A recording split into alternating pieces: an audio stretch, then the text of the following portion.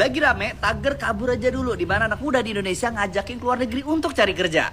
Tren ini terjadi gara-gara susahnya cari kerja di Indonesia, terlalu banyak persyaratan umur, pengalaman kerja, dan lain sebagainya. Ya sedangkan di luar negeri, tamatan SMA gajinya bisa sampai 2 digit.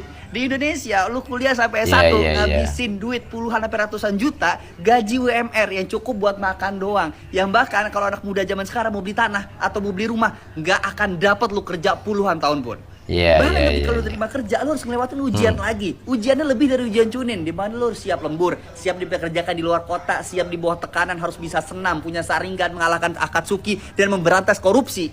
Giliran udah terima, tetap aja kalah sama orang dalam, kan Bambang. Kerja di luar negeri, selain dapat gaji yang gede, lu itu dari pemerintah di sana dapat fasilitas kesehatan dan juga keamanan. Dan kita masyarakat sendiri belum tentu ngedapetin itu ya. Bahkan udah kerja bertahun-tahun di perusahaan tempat lu kerja, belum tentu lu dapat BPJS. Kalau udah ada kasus kayak gini, seharusnya pemerintah tuh lebih aware dan terbuka. Oh, banyak lu ternyata masyarakat kita yang pindah ke luar negeri, bahkan kerja di luar sana dibandingin kerja di Indonesia. Nah, pemerintah bilangnya mau generasi emas. Ini generasi emas di mana? Kalau generasi emasnya malah mengabdinya di negeri orang, bukan di negeri sendiri, tuh enggak? Sekarang gue tanya sama lu mending kerja di Indonesia atau kerja di luar negeri? Dan setuju atau enggak dengan tren ini? Gimana pendapat kalian? Coba komen dan share biar orang-orang lain itu tuh pejabat tuh ngeliat tentang konten ini. Nah, kalau teman-teman berpikir untuk pindah ke luar negeri, apa saya malah meragukan nasionalisme kalian. Masuk. Bapak Menteri yang terhormat, saya rasanya ingin ngomong maaf nih, saya stitch ya Pak ya. Maaf nih Pak ya, sebenarnya memang Bapak ini tidak tahu atau memang belum tahu banget bahwasanya di negara Indonesia, tepatnya negara kita tercinta itu kan memang sesulit itu ya cari lowongan kerja. Betul banget. Jadi sebagai rakyat jelata nih, kita juga berhak dong Pak memiliki kehidupan yang selayaknya, kehidupan yang makmur. Ya Bapak enak udah punya jabatan, Bapak punya uang banyak. Terus kita harus ngarepin apa di negara sendiri Pak? Terus kita harus menunggu janji mana lagi nih? Harus menunggu gebrakan mana lagi dari pemerintah? Semoga ya ke depan. Sudah 2025 juga begitu-begitu saja. Maaf nih ya Pak ya, kalau Bapak meragukan nasionalisme kita sebagai PMI, Bapak tuh salah besar. Masa iya sih Pak, kami sebagai pahlawan devisa, penyumbang terbesar nomor 2 di dunia, masih diragukan juga nasionalismenya. Oke, Bapak ngomongin nasionalisme, kita ngomongin realisme aja deh. Ya udah, gini aja deh Pak. Gimana kalau syarat kerjaan di negeri kita sendiri dipermudah dan yang masuk akal aja deh. Tapi setelah saya pikir-pikir nih Pak ya, lebih baik saya kabur aja dulu deh. Daripada nunggu-nunggu janji-janji manis pemerintah yang sarjana aja belum tentu dapat kerja, apalagi orang-orang yang cuma lulusan SMA, SMK seperti saya dan mungkin teman-teman lainnya di sana. Apalagi saya nggak sekolah. Masa depan cerah buat kita. Yang ada suram berkepanjangannya nggak sih Pak? Jadi ya sudah deh Pak, nggak usah ngomongin soal nasionalisme lah. Kita itu lebih tahu mana yang harus kita lakukan agar kehidupan kita tuh layak di kemudian hari. Ya sebenarnya sih sebagai rakyat banyak mengharapkan sesuatu yang baik untuk negara kita. Tapi ya untuk sementara udah nggak bisa mikir lagi kalau terus-terusan di negara sendiri. Memang sih masih ada jalur langit, tapi jalur langit aja nggak cukup kalau kita tuh nggak usaha Pak. Lagi banget ini tagar kabur aja dulu. Mau kabur kemana? Gue sih ngerti kenapa orang banyak banget mau kabur dari Indonesia. Ya karena banyak banget hal-hal yang udah kayak nggak masuk akal aja gitu, kayak udah nggak bikin nyaman gitu buat tinggal di Indonesia. Salah satunya ya hukumnya yang nggak jelas. Yang 271 triliun kasus korupsi cuman dihukum 6 tahun. Tidak 20 tahun. Dendanya juga cuman sekian miliar.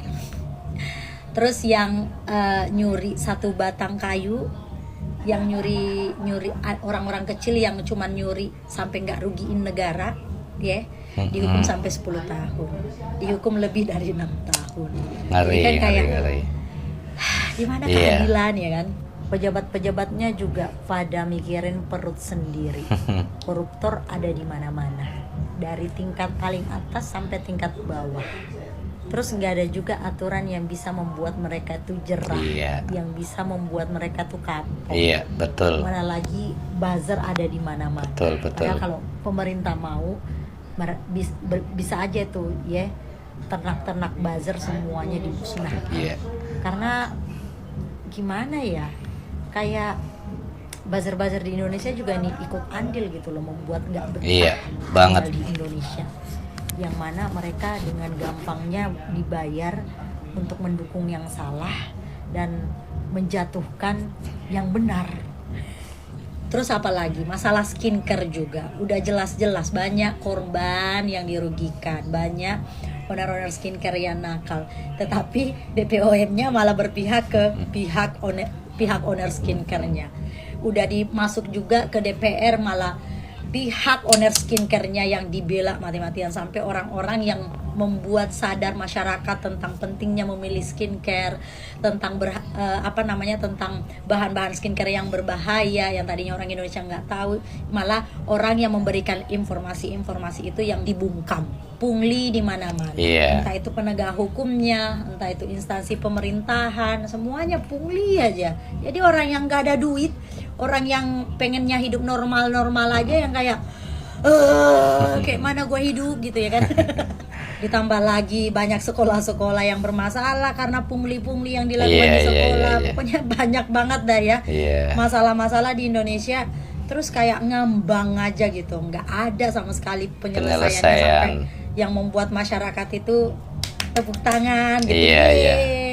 Kalian kita semua berharap berpihak banget ya ke masyarakat, kita menang, masyarakat menang. Nggak ada gitu kejadian-kejadian yang membuat kita itu puas, bangga menjadi orang Indonesia atau tinggal di Indonesia. Iya, betul sekali Mbak. Oke ya, ada banyak banget ya ungkapan netizen yang khususnya dari teman-teman dari Indonesia yang masih muda-muda ini ya. Jadi munculnya fenomena tagar yuk kabur aja ini mungkin saja ini mencerminkan keinginan sejumlah anak muda untuk mencari peluang hidup yang lebih baik di luar negeri. Fenomena ini muncul sebagai respon terhadap berbagai tantangan di dalam negeri, seperti sulitnya mendapatkan pekerjaan yang layak, biaya hidup yang meningkat, dan ketidakpuasan terhadap kondisi sosial, politik, serta ekonomi.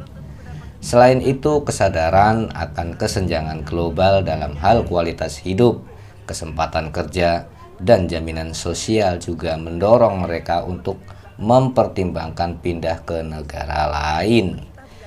Jadi memang viral teman-teman ya. Dan mungkin kita punya kata-kata yang kita tujukan kepada pemerintah ya. Jadi kurang lebih seperti ini ya. Kepada pemerintah yang terhormat, kami rakyat Indonesia mencintai negeri ini dengan sepenuh hati. Indonesia adalah tanah yang kaya, memiliki sumber daya alam yang melimpah, lahan yang subur, serta kekayaan budaya dan manusia yang luar biasa. Namun, mengapa masih banyak rakyat yang merasa sulit bertahan hidup di negeri sendiri? Mengapa begitu banyak anak muda yang ingin pergi ke luar negeri?